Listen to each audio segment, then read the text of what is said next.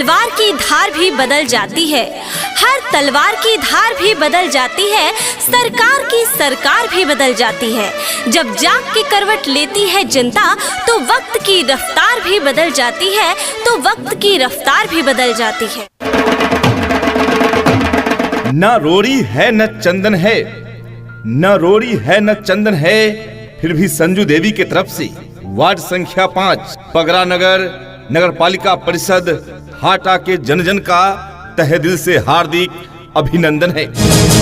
जी हाँ प्यारे साथियों, माता एवं बहनों, सभासद पद प्रत्याशी वार्ड नंबर 5 पगरा नगर नगर पालिका परिषद हाटा से सबसे कर्मठ, सुयोग्य, शिक्षित, समाज सेवी महिला उम्मीदवार संजू देवी। जी हाँ संजू देवी, जिनका चुनाव चिन्ह है कार छाप। जी हाँ कार छाप, कार छाप, कार छाप, तो कार छाप पे ही मुहर लगाना है और इस बार सभासद पद वार्ड संख्या 5 से संजू देवी को ही विजय दिलाना है।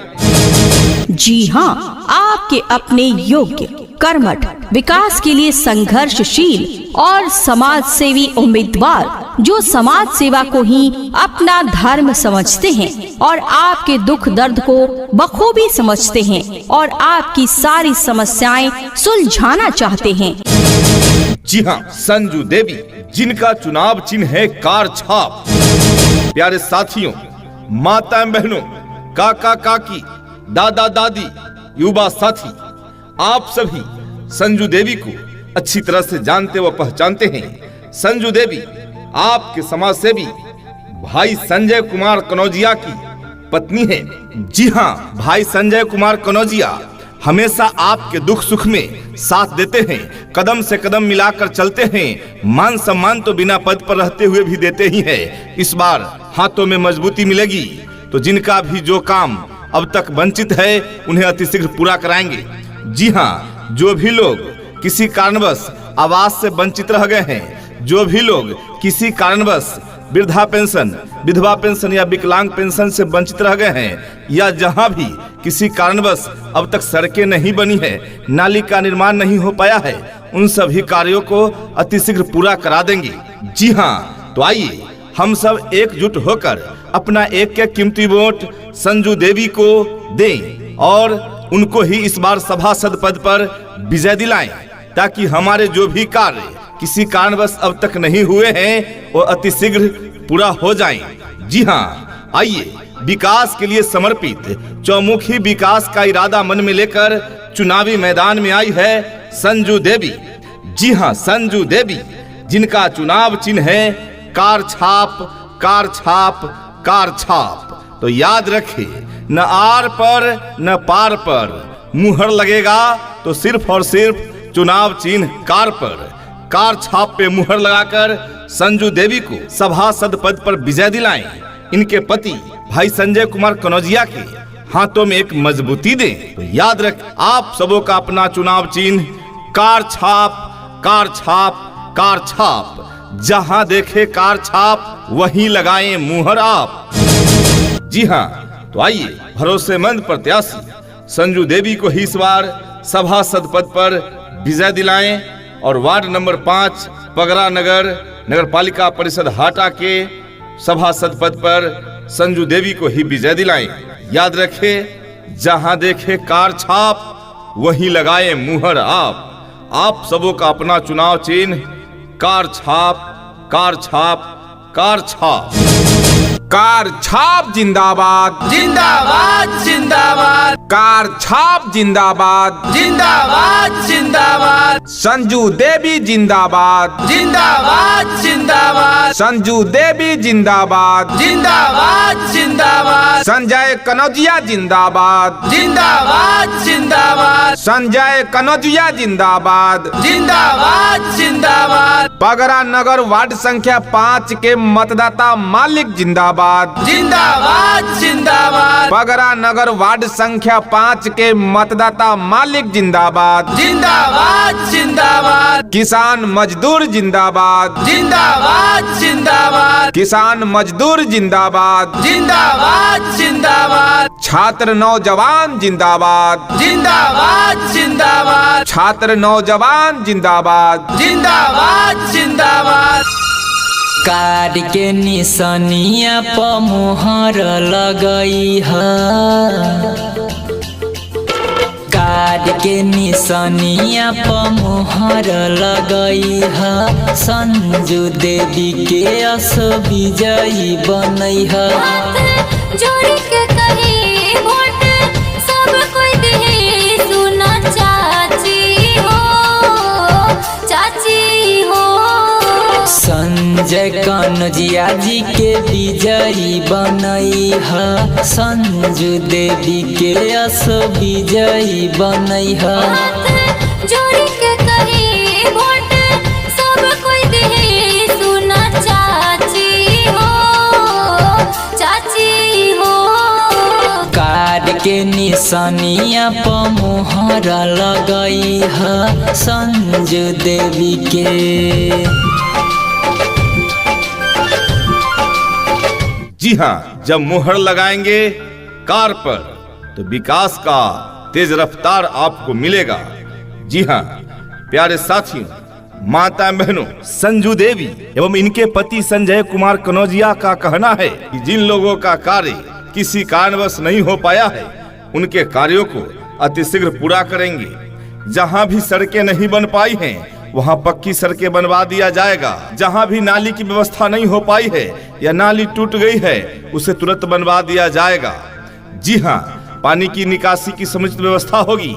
ईंट सोलिंग जो उखड़ गए है उसे तुरंत ही बनवा दिया जाएगा। घर घर तक बिजली पानी सुनिश्चित कराया जाएगा। जी हाँ, जिनका हक है उनको उनका हक अतिशीघ्र दिला दिया जाएगा। बस एक मौका पुनः अपने जाने पहचाने प्रत्याशी की पत्नी संजू देवी को दीजिए। जी हाँ, आपके जाने पहचाने, आपके समाज सेवी, आपके भाई संजय कुमार कनौजिया की पत्नी संजू देवी आपके द्वार तक आई है। जी हाँ, अपने दहलीज से निकलकर आपके द्वार तक आई है, आप पर पूर्ण भरोसा और विश्वास लेकर। संजू देवी जो सभासद पद प्रत्याशी हैं, वार्ड नंबर 5 पगरा नगर नगर पालिका परिषद हाटा से संजू देवी सबसे कर्मठ, सुयोग, शिक्षित महिला उम्मीदवार हैं। इनका चुनाव चिन्ह कार छाप पे ही मुहर लगाएं और इस बार सभासद पद पर संजू देवी को विजय दिलाएं। इनके पति संजय कुमार कनौजिया के हाथों में एक मजबूती दें। कार छाप जिंदाबाद। जिंदाबाद जिंदाबाद। कार छाप जिंदाबाद। जिंदाबाद जिंदाबाद। संजू देवी जिंदाबाद। जिंदाबाद जिंदाबाद। संजू देवी जिंदाबाद। जिंदाबाद जिंदाबाद। संजय कनौजिया जिंदाबाद। जिंदाबाद जिंदाबाद। संजय कनौजिया जिंदाबाद। जिंदाबाद जिंदाबाद। पगरा नगर वार्ड संख्या 5 के मतदाता मालिक जिंदाबाद। जिंदाबाद जिंदाबाद। पगरा नगर वार्ड संख्या 5 के मतदाता मालिक जिंदाबाद। जिंदाबाद जिंदाबाद। किसान मजदूर जिंदाबाद। जिंदाबाद जिंदाबाद। किसान मजदूर जिंदाबाद। जिंदाबाद जिंदाबाद। छात्र नौजवान जिंदाबाद। जिंदाबाद जिंदाबाद। छात्र नौजवान जिंदाबाद। जिंदाबाद जिंदाबाद। रोड बनी नाला बनी होई विकास है,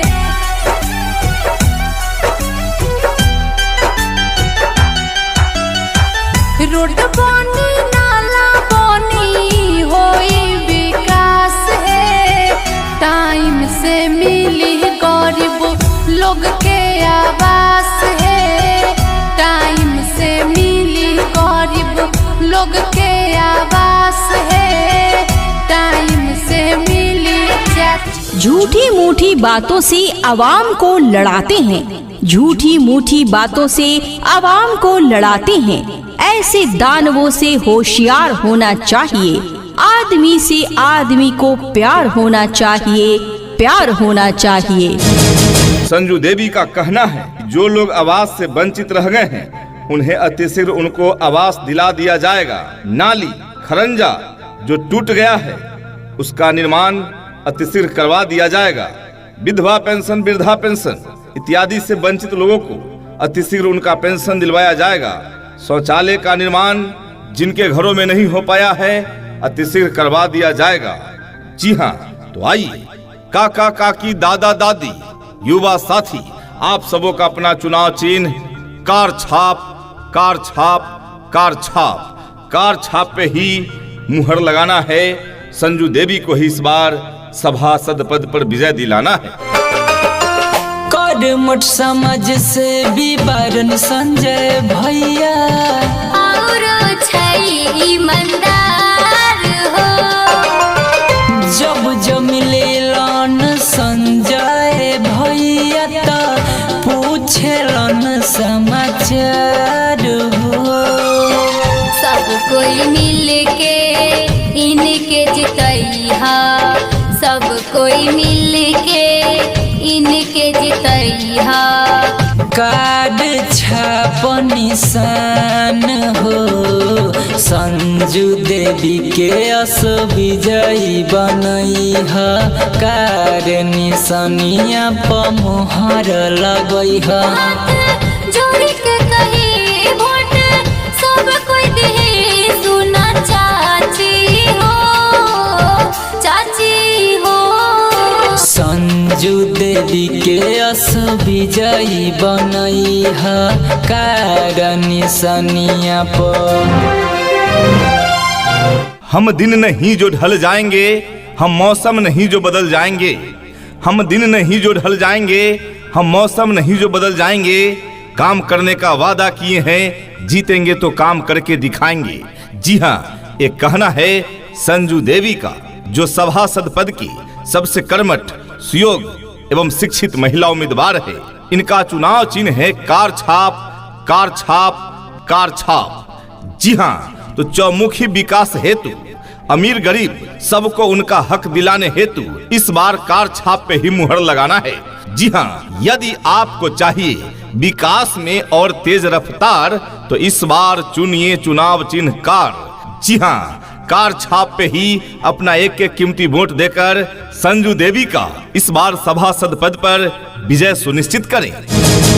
कार छाप जिंदाबाद जिंदाबाद जिंदाबाद कार छाप जिंदाबाद जिंदाबाद जिंदाबाद संजू देवी जिंदाबाद जिंदाबाद जिंदाबाद संजू देवी जिंदाबाद जिंदाबाद जिंदाबाद संजय कनौजिया जिंदाबाद जिंदाबाद जिंदाबाद संजय कनौजिया जिंदाबाद जिंदाबाद जिंदाबाद बगरा नगर वार्ड संख्या 5 के मतदाता मालिक जिंदाबाद जिंदाबाद जिंदाबाद बगरा नगर वार्ड संख्या 5 के मतदाता मालिक जिंदाबाद जिंदाबाद जिंदाबाद किसान मजदूर जिंदाबाद जिंदाबाद जिंदाबाद किसान मजदूर जिंदाबाद जिंदाबाद जिंदाबाद छात्र नौजवान जिंदाबाद जिंदाबाद जिंदाबाद छात्र नौजवान जिंदाबाद जिंदाबाद जिंदाबाद संजू देवी के सभासद पद से जीतैहा, चाची न भूलैहा। संजू देवी के सभासद पद से जीतैहा, चाचा न भूलैहा। है कार्ड छाप है कार्ड के निशानिया पर मोहर लगैहा। है कार्ड के निशानिया पर मोहर लगैहा। है कार्ड के निशानिया पर मोहर लगैहा। है कार्ड के निशानिया पर मोहर लगैहा। है कार्ड के निशानिया पर मोहर लगैहा। पगड़ा नगर से पगड़ा नगर 5 नंबर से खाट बारे चुनाव चिन्ह कार्ड बारे। संजू देवी बढ़िया उम्मीदवार बारे चुनाव चिन्ह कार्ड बारे। कहते हैं जात पात का भाव नहीं, जात पात का भाव नहीं, लोभ नहीं है धन वैभव का। सुख दुख में बनेंगे साथी, यही है लक्ष्य मेरे।